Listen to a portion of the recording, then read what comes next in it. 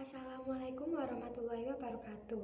Perkenalkan, nama saya Alfarika Rasa Zanuaristi, NPM 210401140098 dari Prodi PGSD.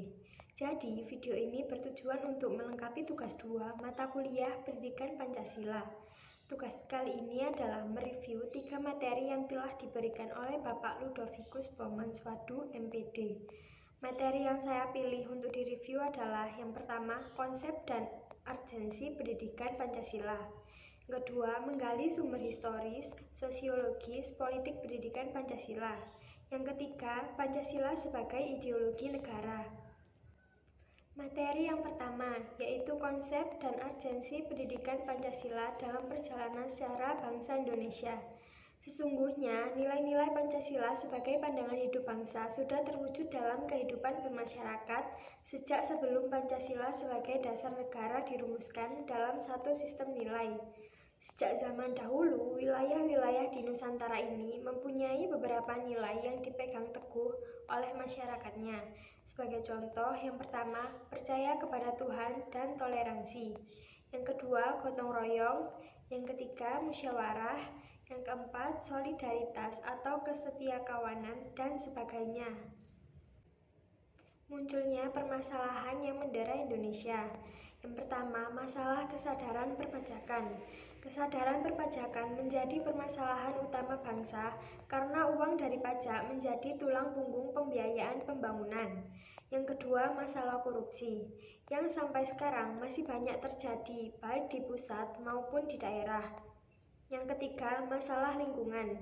Indonesia dikenal sebagai paru-paru dunia, namun sekarang ini citra tersebut perlahan mulai luntur seiring dengan banyaknya kasus pembakaran hutan, perambahan hutan menjadi lahan pertanian, dan yang paling sering dibicarakan adalah beralihnya hutan menjadi perkebunan. Yang keempat, masalah disintegrasi. Yang kelima, masalah dekadensi. Yang keenam, masalah narkoba.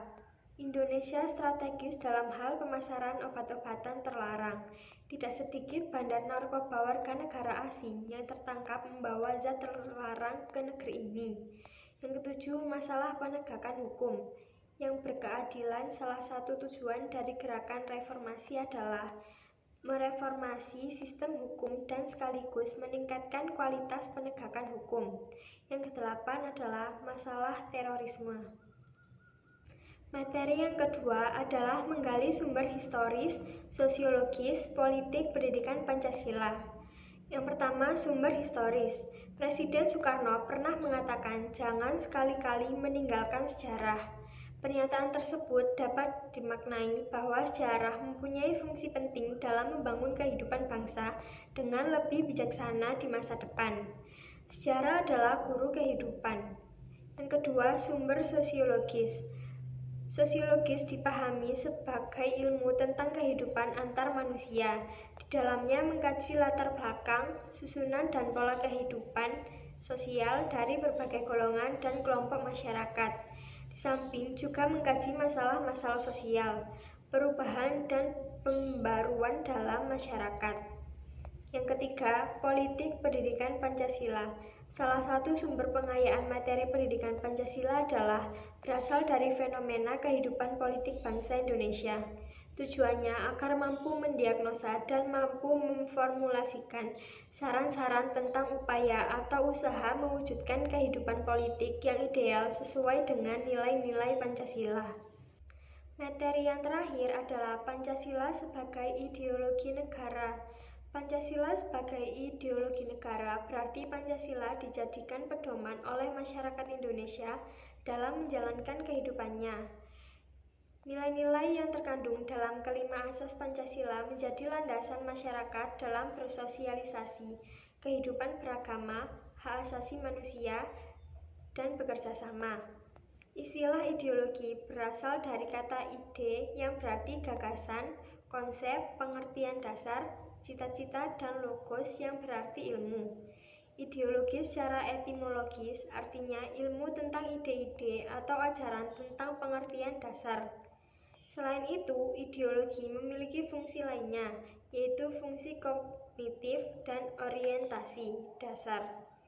Sebagai fungsi kognitif, berarti ideologi dapat dijadikan sebuah landasan bagi suatu bangsa dalam berkehidupan dunia. Fungsi orientasi dasar berarti ideologi merupakan hal yang dapat dijadikan sumber wawasan dan makna bagi rakyat, juga dapat menjadi pembimbing bagi rakyatnya dalam mencapai tujuan. Pancasila sendiri memiliki beberapa kedudukan dalam kehidupan bernegara masyarakat Indonesia. Yang pertama, sebagai jiwa bangsa Indonesia. Yang kedua, sebagai ciri dari pribadi bangsa Indonesia. Ketiga, sebagai pedoman hidup bangsa Indonesia. Keempat, sebagai dasar negara. Kelima, sebagai sumber dari segala hukum. 6. Sebagai perjanjian yang luhur ketika negara Indonesia didirikan. Yang ketujuh, sebagai tujuan atau cita-cita bangsa. Kedudukan ini jelas menyatakan bahwa Pancasila merupakan pedoman bagi masyarakat Indonesia dalam menjalankan aktivitas kehidupan bernegara.